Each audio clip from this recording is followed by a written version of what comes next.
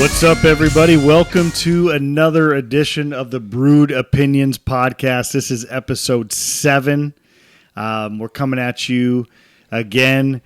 We just watched another disappointing. We're not talking about these jokers anymore, Nope. right, KT? We're done. We're done with the Jags for the season. Done. No, we'll talk about them, but not tonight. Not today. Yeah. We got more important things because what's going on in the world of wrestling is starting to really build. Like, they are really starting to set things up for WrestleMania season, and it's all going to start with Crown Jewel. Dude, we got to talk about this week from Raw on Monday to SmackDown on Friday night. Things are happening. Like, we predicted the show, basically, on Raw. We said that Jey Uso was going to be, he's going to get his title, taken away from him, which was, I don't want to say taken away, but he needs to be in the Bloodline storyline. Yep. But let's talk about, I know you love the opening of the show with Seth Rollins and... Oh, yeah. You got a homeboy walking down the hallway, and Seth comes out of nowhere, attacks him, walks right through backstage. Like, I love when they go like backstage and show like action, like it would like you're watching it real life, like you're seeing all the behind the scenes kayfabe. Like, you're not supposed to see it, but you're getting to see it. So he beats the shit out of what's his name? I can't think of it right now. Bronson Reed. Yep, Bronson Reed comes out, throws his jacket in the media room there, walks out, music hits, burn it down, and just walks in the ring, gets on the mic, tells Bronson to get out here, let's do this, we're fighting, and it kicked the show off. It kicked the week off. Like, it was Seth awesome, Rollins sets the fucking tone. Like, Seth's so good. He's so good. Maybe I will. KT has a little man crush for old Seth. But no, it's so good. Like, at first you were wondering, like, why. I go back to this same thing.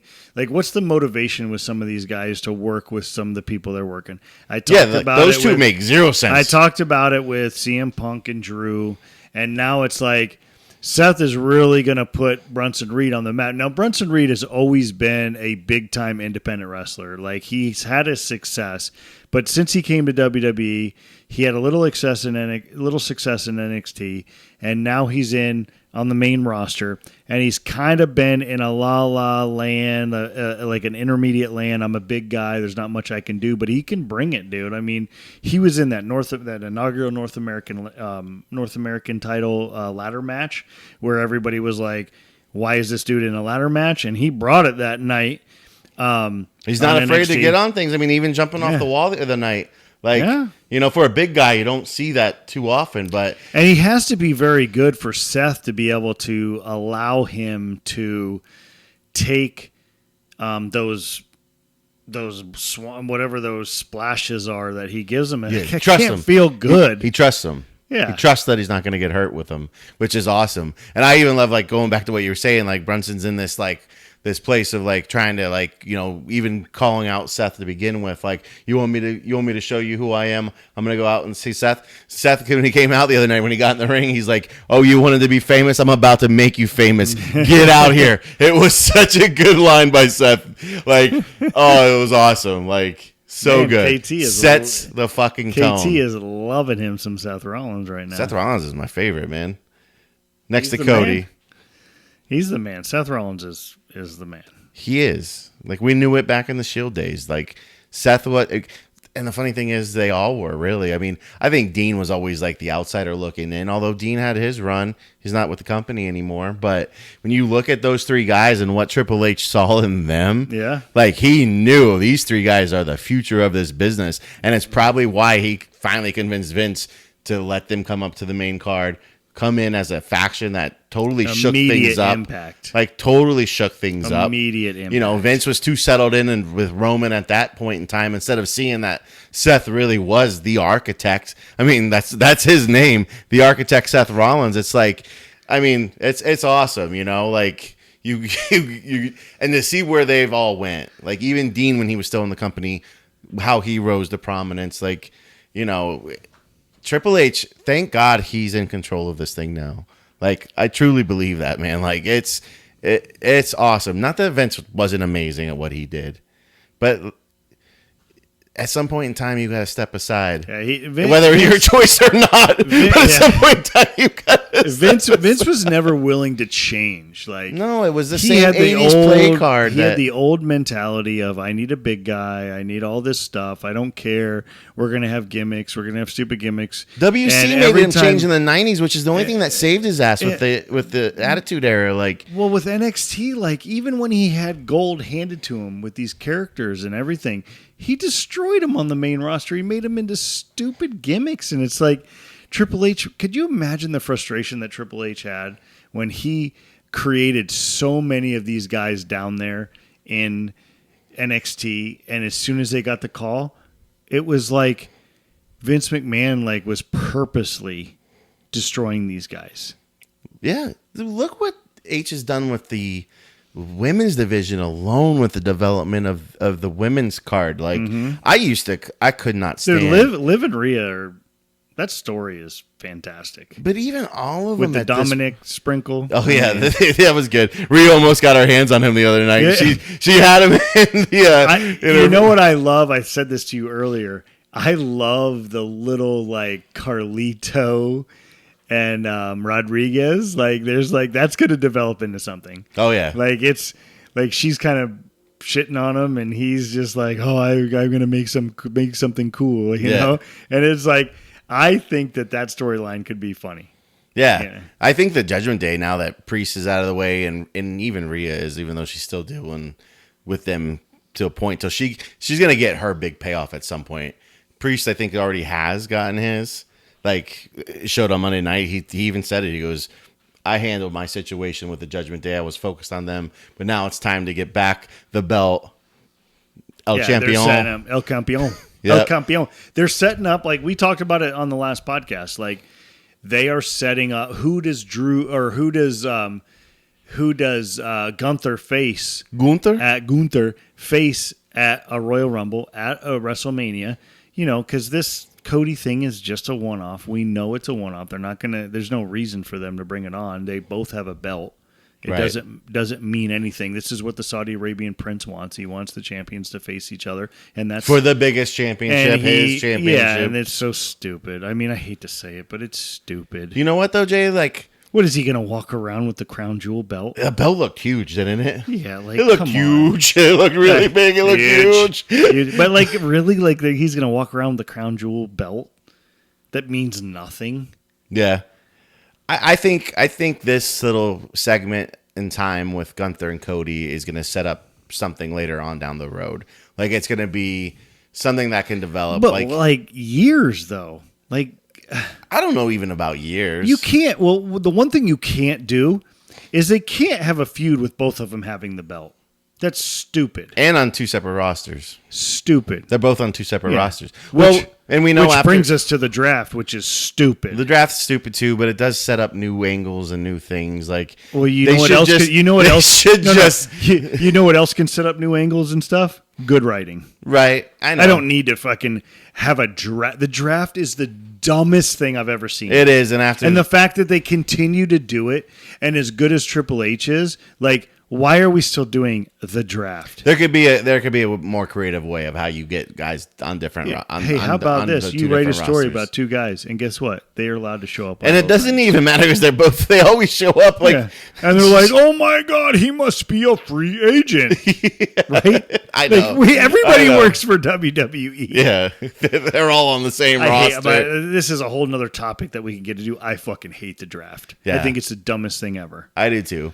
But I do think like this thing setting up with Gunther and Cody, and I think it will be down the line. I think Crown Jewel will be its moment. They always seem to use that Saudi Arabia event as like a setup point for something later. Like, things always happen there that end up paying off down the line. And I think the other night on SmackDown, when Gunther and Cody had their exchange, like the promo in the ring, where Cody had asked Gunther to come to SmackDown, and then Gunther starts his talk. The fact that Cody it's like, you call me gutless, well then this, I'll show you what gutless is. I'm gonna make the first move, and then proceeds to attack Gunther, and then our boy comes out to help. But like, I thought that was a very cool moment, and I thought it's it's the start of something that they can tell later on down the line. Yeah, I don't know. I know, I know what you're saying. I get it. I get what you're saying. It's a throwaway thing because then he's going to go right back to Damian. When Crown Jewel's over, it's over. And then where's Cody after Crown Jewel? He has nothing going on. He's going to have to get involved in the KO RKO match. Right. He's going to have to. Yeah, because actually, that makes sense because Triple H brought that up about how KO feels like you and Orton turned your backs on him. And Cody's going to come out and you're like, who's he going to help? Right. Who's he going to help? And he's going to help Randy. Of course he is. And that's what's going to happen. Yeah. And then KO is going to be your heel for the moment, like he always is, until it's time for him not to be a heel.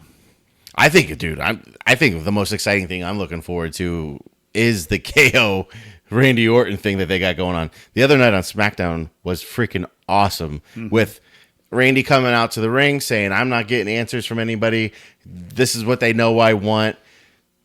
Calling out Triple H. I want the Cerebral Assassin. The Cerebral Assassin. Want Paul Levesque. Yeah. Oh, that was so good. And then Randy keep hammering the line. Why are you protecting KO from me? Well, I know you're doing it, Hunter. I know you're doing it. And then Hunter drops the line. I'm protecting you. He goes, and then. So do you think it's going to be a straight up match, or do you think they're going to have some stipulation in it? Is it going to be like? I think this story is going to be their story. Like, I think this KO Randy thing is going to go on till WrestleMania.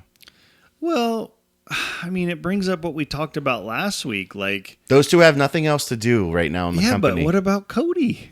Well, then it'll become a 3 thing then. That's what I think. Triple threat at WrestleMania. And it could get to the point where all 3 don't trust each other, and that's the triple threat at WrestleMania. Not as a throwaway thing for Cody, it would be a great story. It'll be a great You could build. totally see like Randy and KO costing each other Royal Rumble wins.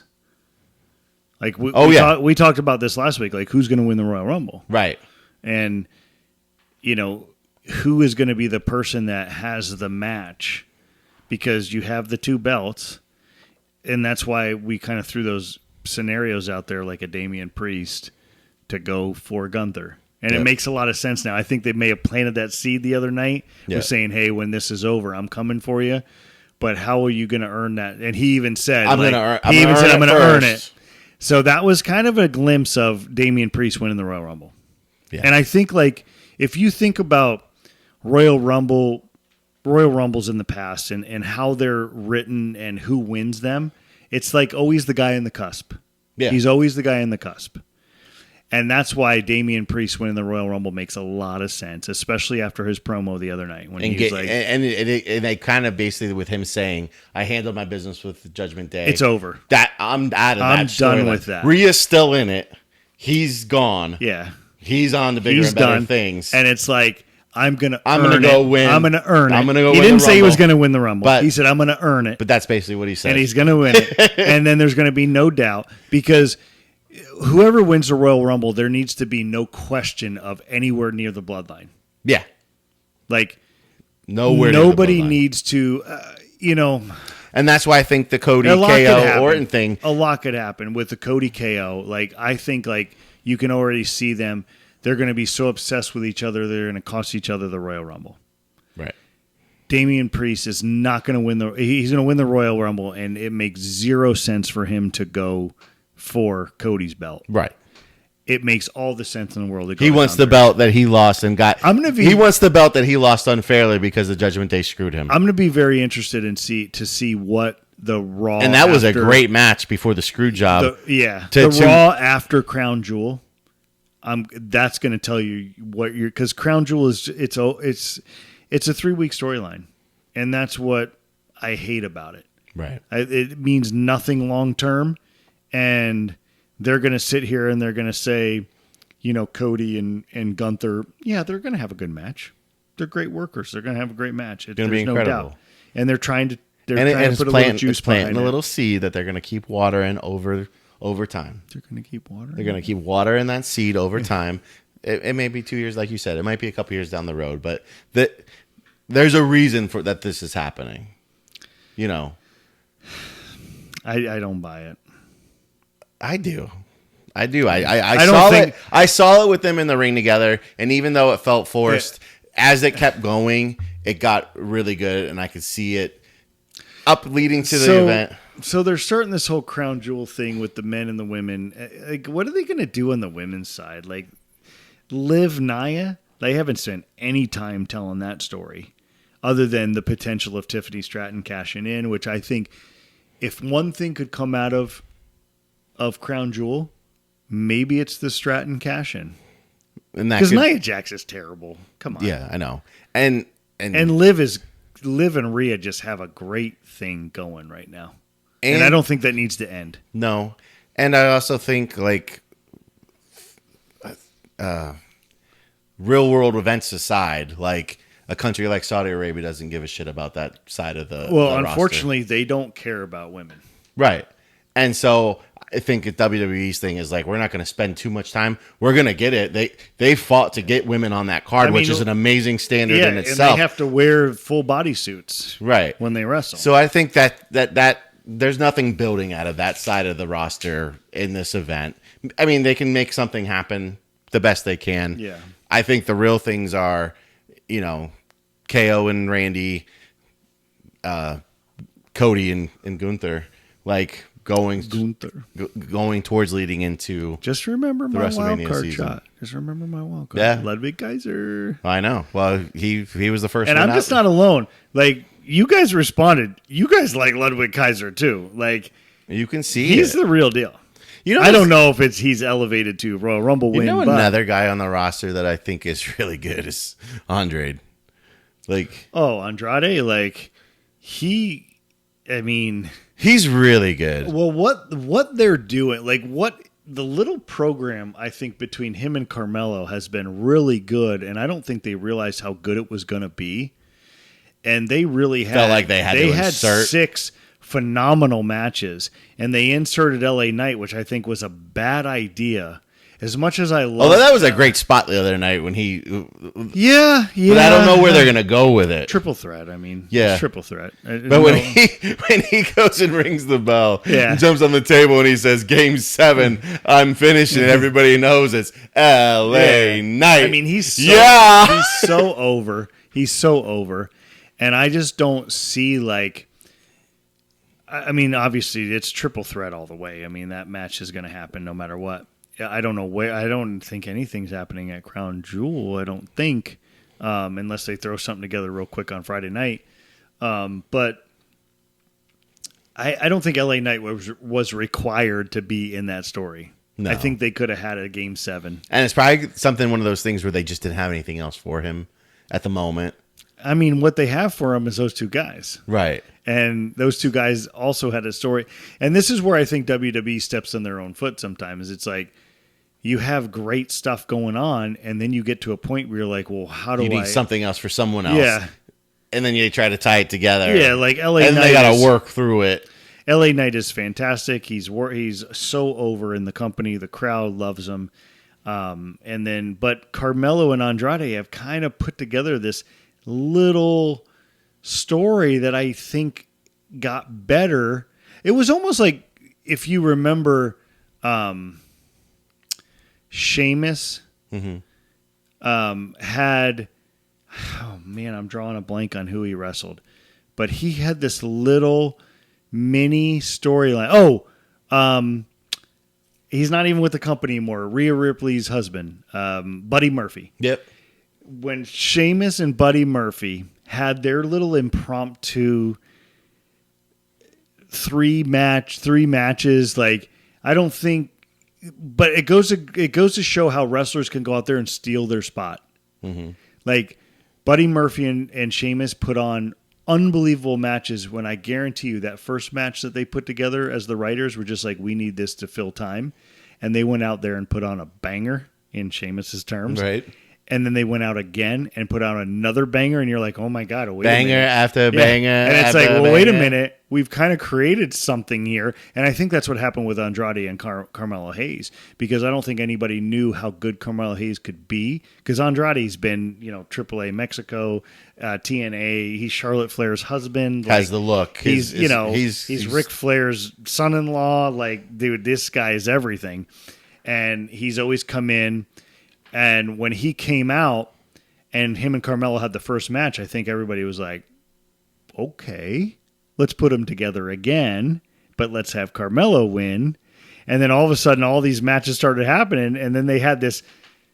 I mean, I'm sure they had it planned out. I'm sitting here saying that they just sprung, but I'm sure after a couple matches, they're like, "Well, let's mimic the baseball playoffs. Let's do the game 7.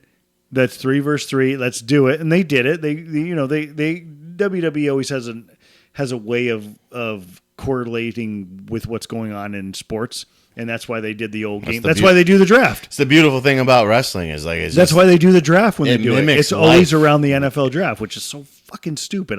The draft is the dumbest thing I've ever seen, and the fact that they keep doing it, like it's so stupid. I know. Like Kenny, you're on Raw. I'm on SmackDown. We're not work for the same company, right? It's like I know, and that's why I think was so good with the Andrade Carmelo. And then they had the game 7. I just don't think LA Knight was necessary. Yeah. I just think they don't have anything for him right at the moment. Mm-hmm. And probably one of those two guys, like whoever they feel is the best, will come out of that and go with LA Knight into a future thing. Yeah, I honestly think it's a 3-way. It's triple that. LA Knight is interesting to me because he's so good on the microphone. He's getting a lot better in the ring. He's average in the ring. He's average in the ring. I think he's getting better. He's like, I don't want to say a poor man's Stone Cold, but he's 100%. definitely Stone Cold. I also get Macho Man out of him. I get The Rock. Yeah, and he does a very good job on that end of his character, and because he's more glitz and glamour than Stone Cold was, but you still believe him to be in this like tough SOB that.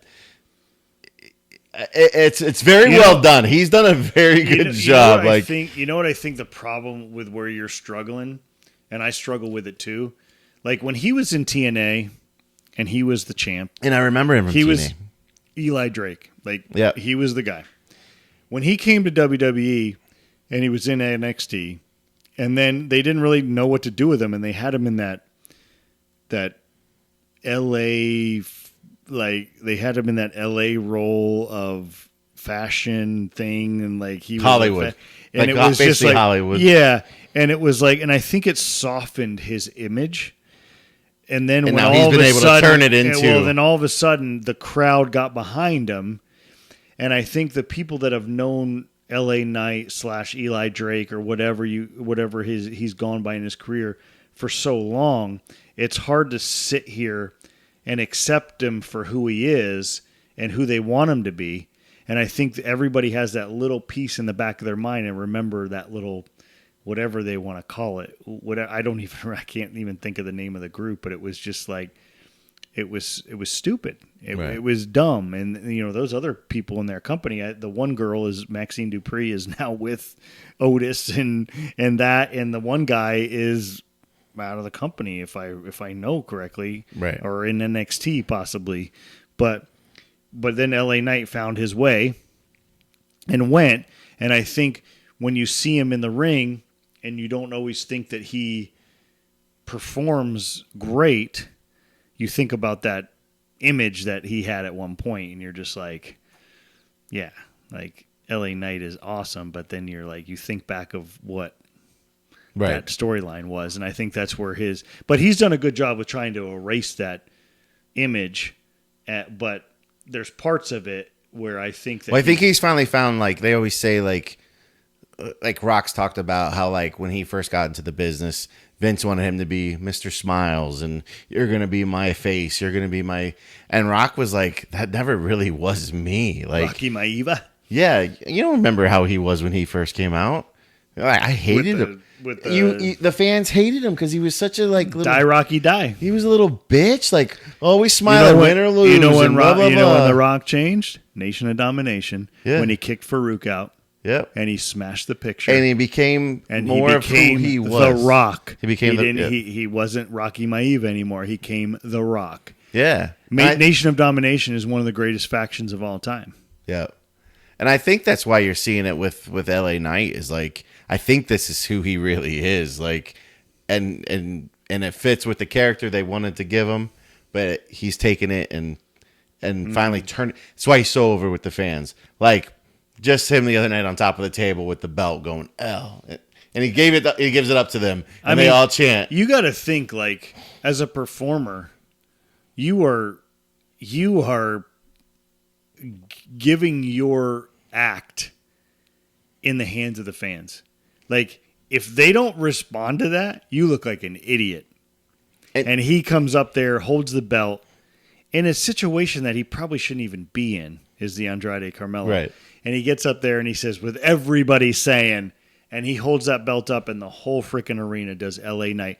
Like, if he wasn't over, that is a scary risk to take. He's over as hell, and he's over in a way that he's also defiant. Like, he's that defiant, like I said about Stone Cold. He's that defiant character in the company who now knows who he is as a character and a performer that can go against the authority. He can have a thing with Triple H. He can be that guy that the crowd loves, even though he's an asshole.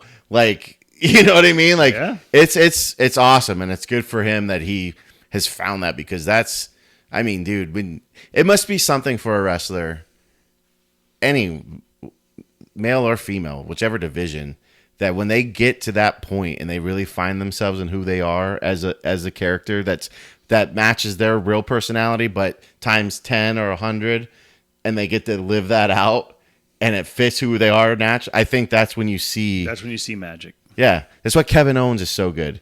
Like Kevin H Owens saying the other night, like Kevin Owens came in, he said he wanted to be the prize fighter. Like he wants to be. That's how he came into the WWE. He was a prize fighter, and that's how he's always been. Yeah. And it's true, like what H said. He goes, "You ever notice Kevin will start trusting somebody until he feels like and then you can never trust him at the same time as he doesn't trust Sami Zayn. It's Sami Zayn. It's freaking awesome. Like it's, I don't know. I love the character development. I love like these wrestlers when they. I mean, man, us back in the day watching the reality show about becoming tough enough. How many Maven? Yeah, I remember like just seeing like what it takes and like how to cut promos and how to get out of your head and learning to do the stuff in the ring and embracing the character that you want to be. Yeah, is what makes these guys special. Yep, I think that's the side of Triple H that does better with the new talent than Vince ever did. Because Vince was always, nope, this is what you're going to be. Yeah, and look at what Triple H did. Like this company, WWE wanted to figure out Roman Reigns. Yeah. They knew that they had just look at the gold. Guy. Yeah. They knew they had gold. The story behind him. Nobody knew how to use him. Yep. And he wasn't comfortable back then. Yeah, and he was going through his own personal health issues and cancer and everything like that. And honestly, when he came out and announced his cancer was the first time that they cheered for him. Yeah. And that was real life shit. And when he came back, it was almost like Triple H and Paul Heyman was like, we're going to make this guy the biggest fucking thing that ever lived here. And when they started the Bloodline, I think the Bloodline is, like we've already said this, how great of a storyline it is, but it is a brilliant idea. And making him the tribal chief and letting him excel in that role and to go through what he's gone through to the other night when his music hits on SmackDown, the place freaking erupted, dude. Like, I've been at SmackDown when his music is out and he's going to the ring, and it's like, dude, this guy is the man. Like, he is legit. Oh, what was the premium live event? There you go. You're learning. That happened this year. I don't think it was WrestleMania. It was the one before it. SummerSlam. Or before WrestleMania? Royal Rumble? Yeah, was that when he came back? When did he come back? His first night back? That he came out and it was Cody and... Well, no, Survivor Series after WrestleMania. He hadn't been back since SummerSlam. SummerSlam. Yeah. Okay, SummerSlam. That's right. He was in WrestleMania. SummerSlam. Roman in WrestleMania? I don't remember. When he came back at SummerSlam, and the way, like, he was lifted to like a whole nother level than he even was as the tribal chief. Where like now the way his entrance hits, the OTC character is going to transcend him to and elite level status. It brought him in cohorts with like The Rock. And the way he even just holds it. He holds the crowd without just a look like The Rock used to do. Dude, the look like, that he and it's had, an ode to his family, which is awesome too. Dude, like it's such the look that he had on Friday night. Yeah. When Jay and Jimmy were hugging in the ring, which by the way, if you guys watch that, there was real emotion in that. Oh yeah, they broke kayfabe. Two twin brothers they broke kayfabe in are probably like, oh my God, this has been difficult. But they kept panning to Roman at the center, and he was like almost emotionless. He was acknowledging it, but he wasn't showing any emotion. And that was so great because now as a viewer, next week, I want to know what he thinks of that. Right. And what's next? Right. Wise Man? Sammy? Oh, Sammy's got to come back. Possibly a random Bloodline member? They could. From the Anoia family But Sammy has nothing going on right now, so it's like it makes sense at this time too to have Sammy come back, and now this be a truly unified that faction of the Bloodline. Yeah, like if you're gonna call because before it was always shenanigans with that with when Sammy got inducted, they never trusted him. Yeah. Like I love the comedic aspect of what the new Bloodline or I don't even know what to call it, the original Bloodline. Yeah. The OTC Bloodline, like I don't know what to call the now that the Usos are back. Is the Wise Man? The original Bloodline. OBL, baby. We just created marketing for WWE. OBL. That's just going to be on Monday night. We're going to be so pissed if off. that comes out, copyright. If the OBL comes out in the OTC shirts, but the original Bloodline, dude, if you come out and you've got the Wise Man comes back, like Usos are back. Usos basically are back now. That hug said it all. I can't wait to see Jimmy and Jay talk on Friday night because they're gonna have to tell like what that meant for them. They're gonna have to explain that, and then they're gonna have to. But Jay's still on Raw, right? Yeah, but it doesn't fucking matter. I guess we need another draft. Impromptu draft. Monday night impromptu draft. That's the stuff that I'm talking about. The draft is so stupid. You've got an opportunity for an unbelievable storyline, and you're going to worry about which show they're on.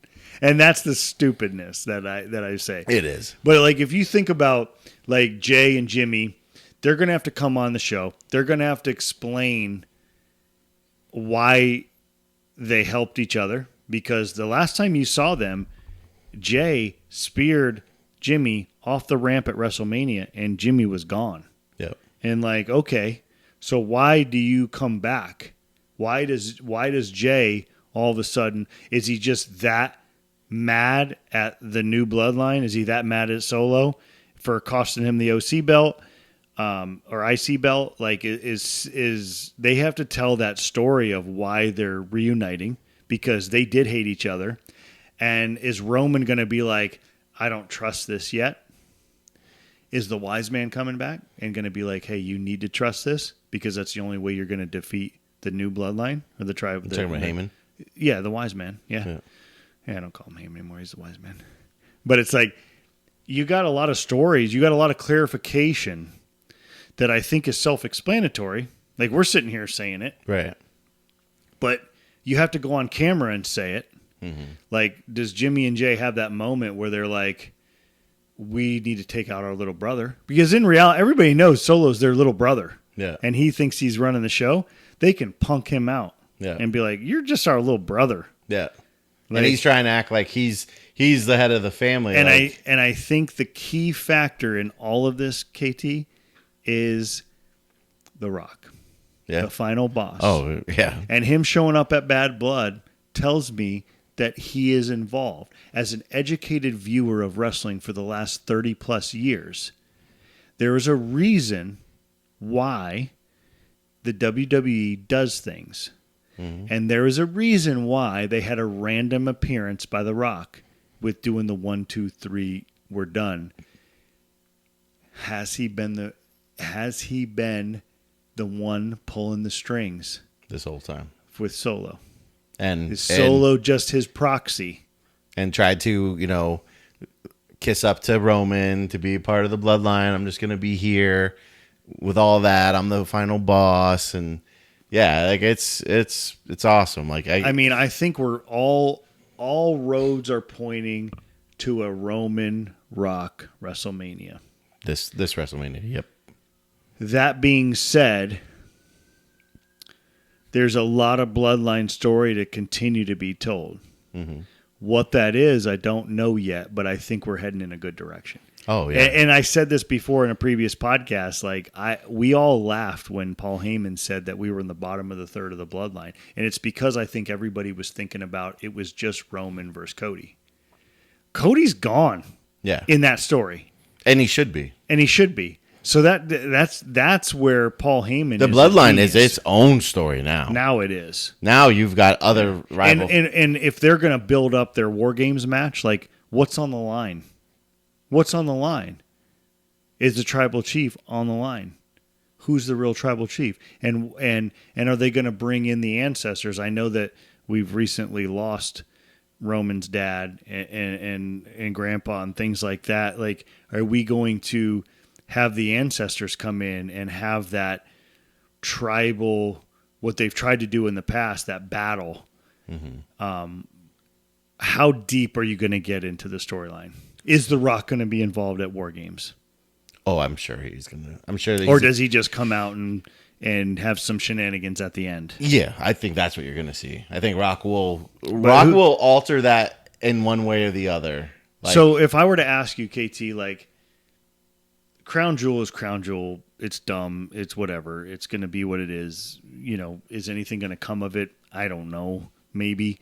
But, like, if we were to sit here and predict the Survivor Series War Games card, the main event's going to be War Games, and it's got to be the Bloodline Civil War. Who are we? Who's in that? Who's in that match? Is it who you think it is? Is it Solo, Jacob, the Tongas? Civil War? Yeah. And is it versus Roman, the Usos? Yes. Sammy? I think that, and I think at Crown Jewel you could see the Usos versus Solo and the other guy. They lost their belts, man. Not that tag team. Solo himself and I wouldn't be surprised. I think they could do that as a throw. I wouldn't be surprised if you don't see them at Crown Jewel. Maybe not, but if they did need that for something, I could see Solo and because they haven't really talked about them. Name? Jacob Fatu. Fatu. I could see it Solo Fatu versus the Usos. Roman stays out of it. He's there. Why do you think he's watching everything? Because if you play it like this, Roman still, in his mind, is the fucking tribal chief. But he doesn't say that though. I know, but it's another angle. It's the OTC. It's another angle though that they have there in the mix where it's like. Let me ask you this: do you think it was any significance on Friday night that the Motor City Machine Guns won the belts off of the Tongas? Like, do you think that? Why do you think it was necessary to get those belts away? I think do you think something's going on with that? I know they haven't been happy with the two of them. WWE.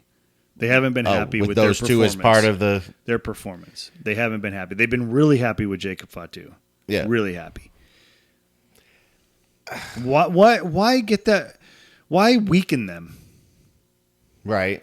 Or was it just the moment that the Usos could screw them out of the belts? I think that's what it was. And the Motor City Machine Guns just so happened to be the recipient of it. Right. With everything they've got. I think it's more just telling the story of building the bloodline rivalry, like that the Usos, because they don't really need the belts. They don't need the belts. The Motor City Machine Guns showing up is, by the way, massive news for them to be on WWE TV with their career that they've had. Yeah, I thought that was a cool moment. It was unbelievable. But for them to have that moment with the bloodline, the biggest story in professional wrestling, and them to be telling me that I want my title shot right now after they just won their shot. And Solo saying, like, as like a little knock, like, or probably as like just a, like where they came from. Like, he's like, I know you guys want to make your impact, quote unquote, like Impact. They came from TNA Impact. Yeah. Like, that was a cool little like under the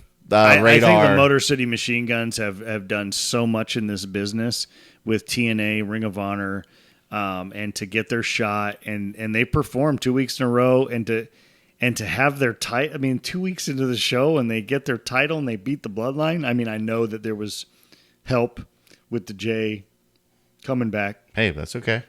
But to beat DIY, guys that they've gone through the industry with, Tommaso Ciampa and Johnny Gargano, Ring of Honor guys.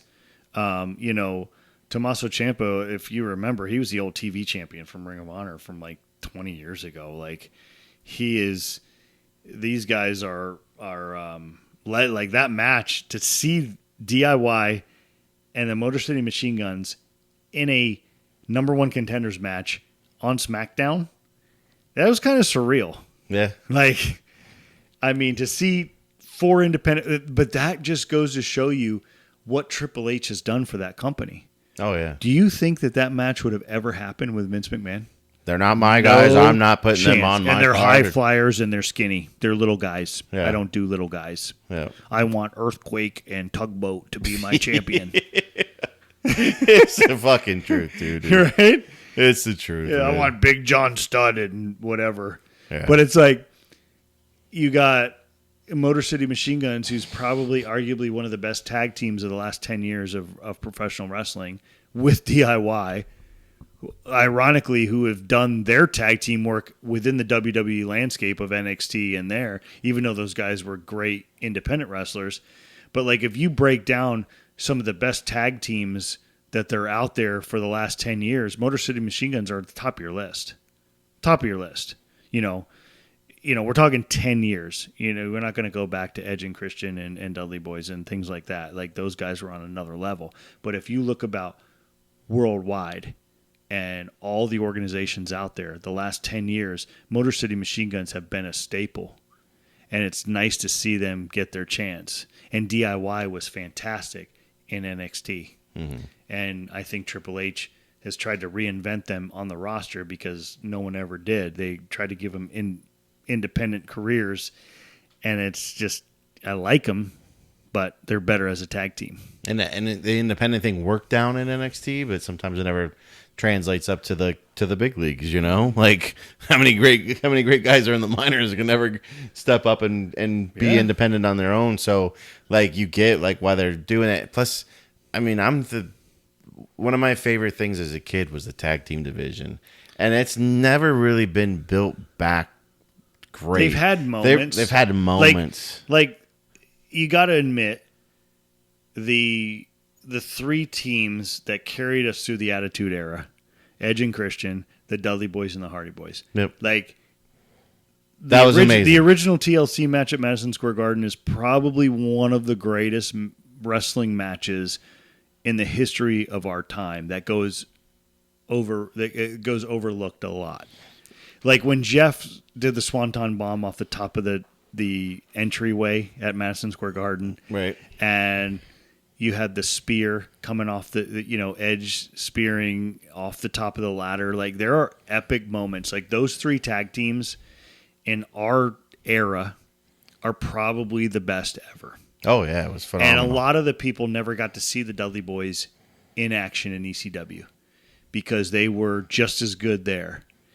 And when they got put on the main screen with Edge and Christian, who, as a WWE fan, Edge and Christian and the Hardy Boys are like the original guys. Mm-hmm. Like, it's a shame where they all are now, and how Edge and Christian have kind of sold out to AEW. Bubba and Devon don't wrestle anymore. The Hardy Boys, Jeff's alcohol issues and things like that, and Matt's body breaking down. It's tough to see where they're at now, but if you remember them in their heyday, those 3 teams have put on some of the great. How many times have you said like triple threat tag team match? Every pay-per-view they were in a triple threat tag team match, they were unbelievable. It was incredible. I love those guys. Yeah, dude. Now there's a whole new era.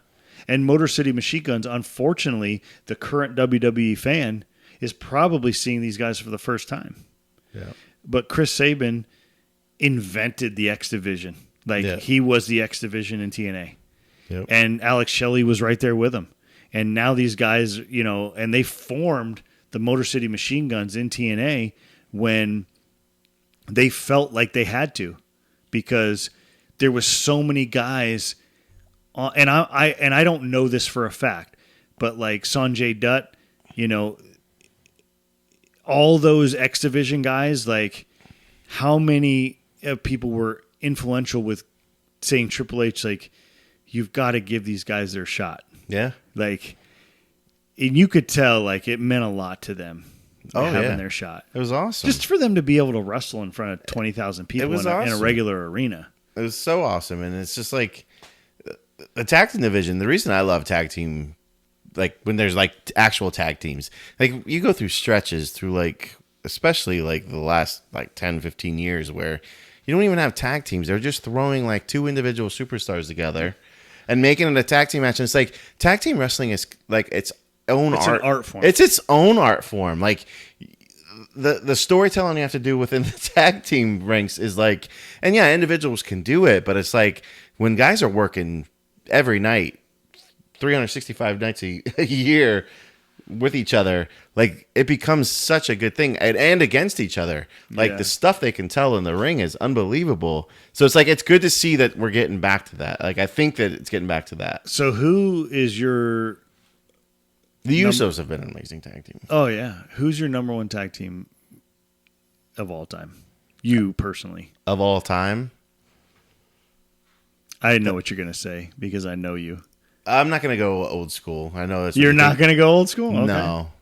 I'd probably say it's the Dudleys. Okay. I thought you were going to go the Rockers.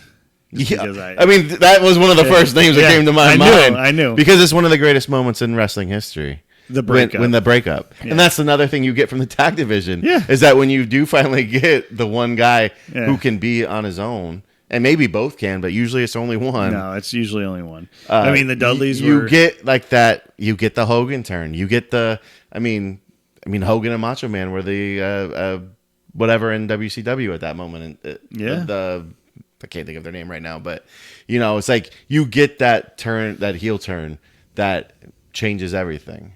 And then that guy ends up going and becoming Shawn Michaels was born because, and you saw all along, he always was the superstar of the Rockers. Bret Hart and the Hart Foundation, another one of my favorite tag teams of all time. Like Bret Hart was clearly like the man, and he was carrying Anvil. Not that Anvil wasn't great, but Bret was like the next one. Like. And that happens, like, and then that formed into more and more over time, where he formed the whole Hart Foundation with the Owen, and like, there's so many stories you can tell from tag team wrestling. That's why I love it so much. Yeah. And probably a long time, I just got tired of seeing, we're gonna put KO and this guy together, we're gonna put fucking this guy and this guy together, and it's like KO and Sammy worked. Yeah. Because they built that story. And then when they won the belts 2 years ago at WrestleMania, that was a massive moment that night. It can pay off that way, too. And it's because they have the history of their personal life together. Right. That's probably the only situation that I can remember two individuals coming together and it working. Who's your favorite tag team of all time? My favorite tag team, I mean, I go right to that era. You know, you went Dudley Boys. I mean, Edge and Christian. Yeah, you always Hardy loved Edge Boys. And Christian. I mean, you were always a big Edge. I mean, I look at some current day tag teams, like guys that, you know, I'm not a guy that loves the Young Bucks and stuff like that. I think FTR. You know, I think that even though they're in AEW, I thought they were great when they were in WWE. Mm-hmm. I think they're a modern day tag, old school. They're a modern day old school tag team. Oh, the guys who were just that were in WWE, they're in AEW now, right? Yeah, FTR. Yeah, those guys. Yeah. Remember when they came in? I was like, dude, this is what tag team wrestling is supposed to be. This is tag team wrestling. Like they're, you know, you're an old school tag team in today's world. Yeah. Dude, I can go back. I mean, I love the Steiner brothers when I was a kid. It was one of my favorites. I always loved the tag team that was within the Four Horsemen, because there was always the Four Horsemen, but they always had Rick as a single, Arn Anderson as a single, and then and then they'd have two guys that would be the team. How about Harlem Heat? Yeah, Harlem Heat. They were awesome. I mean, you can go back Demolition. Demolition. You had Legion of Doom. A lot of people say that they're the greatest ever. LOD. Yeah. I mean, it's the thing that we have. We don't have that today. You don't have that today. There's a lot of forced tag teams because rosters are so big and they need to make room. Brothers of Destruction, the Rock and Sock Connection. Yeah. Like even that tag team that was thrown together because of two gimmicks, and they're trying to compete against a WCW. Yeah. And the Rock and Sock Connection was entertaining TV. We weren't as great in the ring. I mean, well, they were who they were in the ring, but they told a hell of a story. The Brothers of Destruction is probably the Kane and Undertaker story. Probably branches out into 50 different storylines over the time, from the very beginning when Kane shows up with Paul Bearer and they're like, who the hell is this? To like them being tag teams, to Kane having his comedic thing and taking the mask off, like that whole story. And then Undertaker completely changing his gimmick to the American Badass. Like those two guys are unbelievable how they've transcended time and changed their story. And sometimes you can catch them, like Mark Calloway has his own podcast now, and 6 Feet Under or whatever, which is a great podcast. But just listening to him tell stories, like he had Kane on as a guest, and just listening to them tell stories about like how they approached their gimmick, and like how huge Paul Bearer was in the development of both of them, and how like they look back on it and they always say like I was a dead man, and I was over as a face. Like it's just, that stuff is funny. Like if you think about it. It's awesome. There's just so much great history when it comes to wrestling. We could talk for hours. Hours. And like what we're going through right now in the current moment with a throwaway pay-per-view on the horizon for Saturday. I mean, it really doesn't mean anything. I mean, come on. When has Crown Jewel ever meant anything? It doesn't. It doesn't. We know at the end of that night... It's just a little builder. At the end of the night, we're going to see great wrestling matches.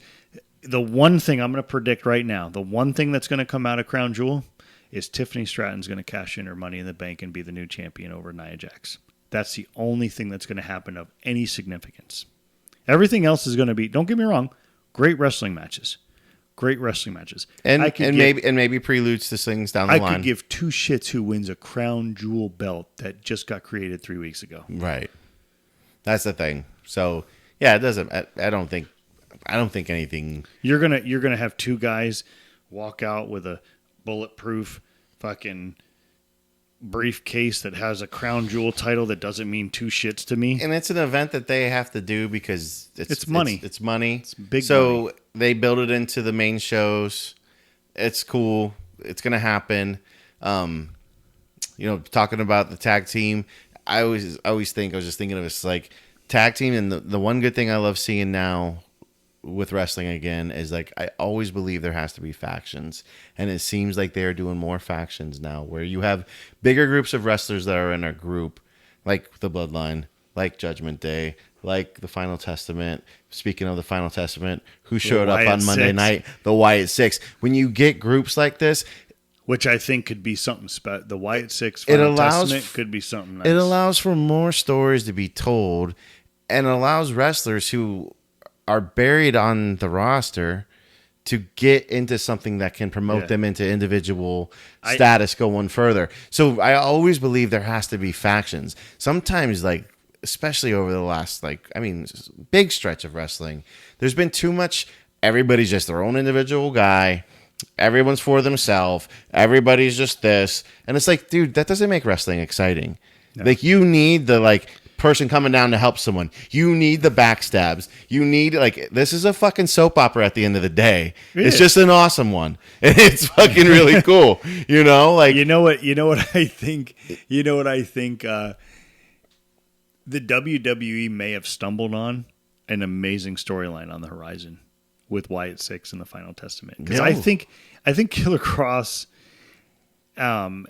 and now the Miz seems to be a part of it. Like, yeah, I think Killer Cross is like a very underrated guy on the roster. I don't think he's being utilized properly, and I think this might put him in a spotlight.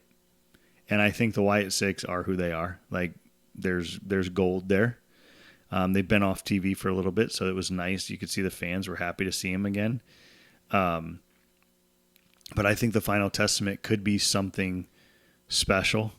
And having not only the tag team with him, AOP, but also having Paul Ellering there.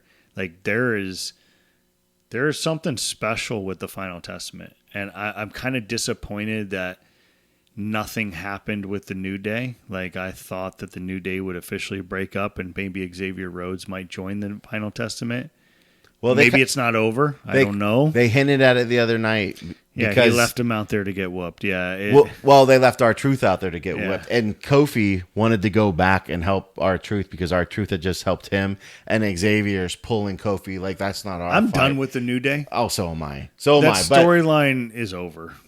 Big E's gone. Yeah. He's hurt. He's not coming back to wrestle. But there is something like you just said. Like, Xavier was holding Kofi back, saying, no, that's not our fight. That's not our fight. And Kofi's like trying to get back to go help R-Truth. And then the lights go out. And then when the lights come back on, I'd like to see a character change between Xavier Woods and Kofi Kingston. I'd like to see something happen with those guys that gets him out of.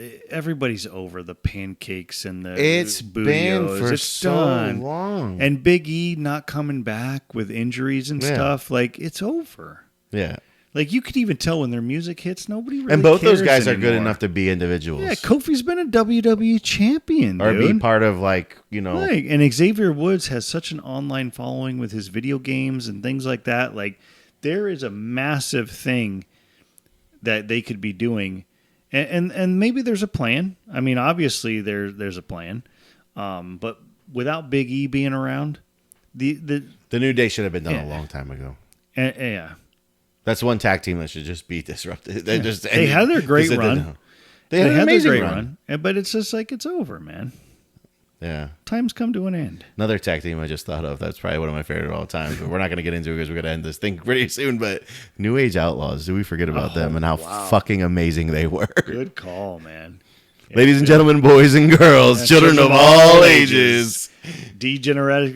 Yeah, it's Billy Gunn, the Outlaw, Road Dogg, Jesse James, who's still prominent in the company. Yep. Billy Gunn, unfortunately, works for the other company. But, like, I was just watching highlights of them, their promos and stuff the other day, and was so like, good. I forget how fucking good they were. If you look at promos being cut, and they were a part of that same run with the Dudleys and Edge and Christian. Oh, yeah. I mean, they were locked up in D-Generation X and everything that was going on in the Monday Night Wars. One of the greatest factions in WWE. It's like, if you think about Billy Gunn and Jesse James, Road Dogg, like, those guys, they were something as far as like a promo and a crowd being behind. The only thing, and I know this is going to be weird to some people, but the only tag team I've ever seen get close to that is Enzo and Cass. I mean, I just saw one of their videos the other day too, and forgot how awesome it was. Oh, it was something with the NFL talking about Gerard Mayo calling the Patriots soft. I think it was on ESPN's Football Morning Show this morning, and they showed it, and I was just like, "Oh my gosh, I forgot how good Enzo and Cass were." And their entry. Enzo and Cass were so good.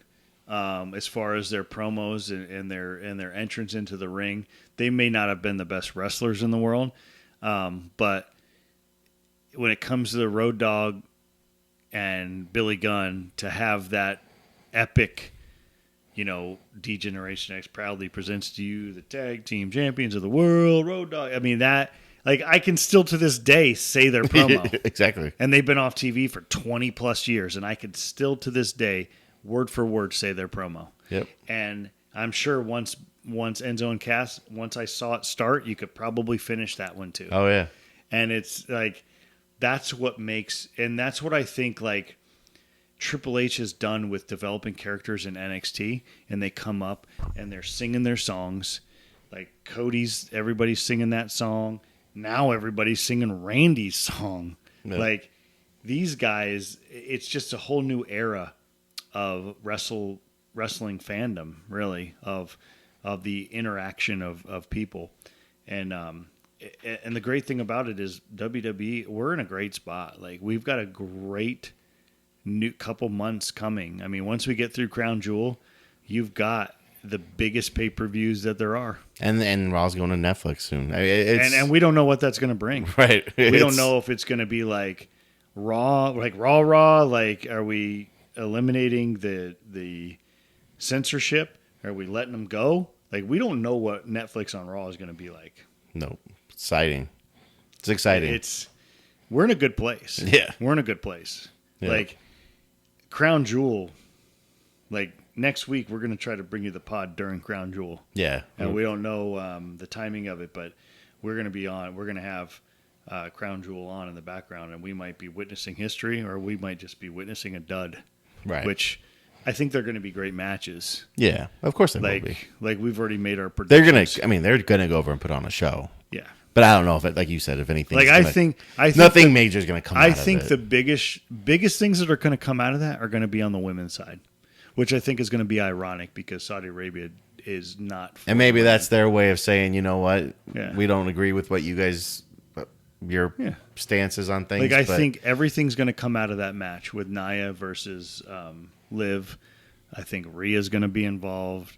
I think Tiffany Stratton is going to cash in her deal.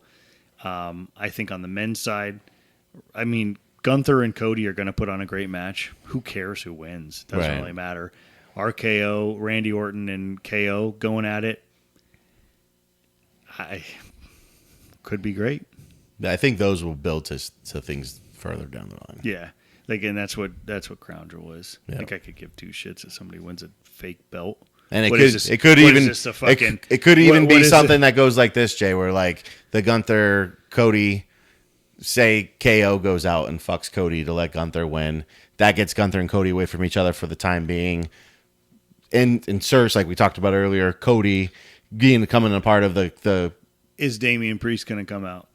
Yeah. Like, there can be shenanigans central. Yeah. Like, I think if you want this to be something. We're not the only wrestling fans that don't believe that anything crazy is going to happen at Crown Jewel. But if you want this to be something that's like a real belt and a real new thing. You did really well at Bad Blood. You surprised some people. But they've had belts before that just go disappear after. Yeah. But you got to think, like, Bad Blood, intermediate PLE. Yeah. PLE. PLE. PLE, everybody. But the good thing about Bad Blood is they did have some unique things happen. The Rock showed up. Like, you didn't expect that to happen. Right. So Crown Jewel, being in Saudi Arabia, it does make it difficult for a surprise appearance. They're not going to travel everybody over there. Rock's not going to travel to Saudi Arabia. They're not going to travel everybody over there. And so we'll see. We'll see. I mean, we're a week away, and then my opinion is once Crown Jewel's over, the real season begins. Yep. We build up to April. Yep. We build to WrestleMania. We go through Royal Rumble, Survivor Series. We got everything happening quickly, and Survivor Series is getting pushed late. Like, right. Like, we're into November, which I don't recall it being that late. So, but anyway, dude. WrestleMania, Wrestle Talk, Brewed Opinions. We're here. It was a good episode. I mean, I didn't think we were going to go this long on wrestling, but we could keep going if we wanted to. If we wanted to, we could, but we got to wrap it up. But yeah, dude, it was a great talk. Crown Jewel next weekend. We'll be locked in. We'll be coming at you live during Crown Jewel. and we hope that everybody likes what we're doing. Like what we're doing. Thank you. Subscribe. Keep to subscribing. everything that we can keep liking do. our clips. You guys are the wrestling clips are blowing up, and we appreciate it. That's what we like, and we see you guys doing it. We're not talking about this shitty team anymore. So, you know, today was this shit's all getting burned. This shit's all getting burned. We're gonna have a burn party. But anyway, thank you again. In the great words of Jackie Moon, ELE. everybody love everybody. Peace, y'all. Thank you. See you next time.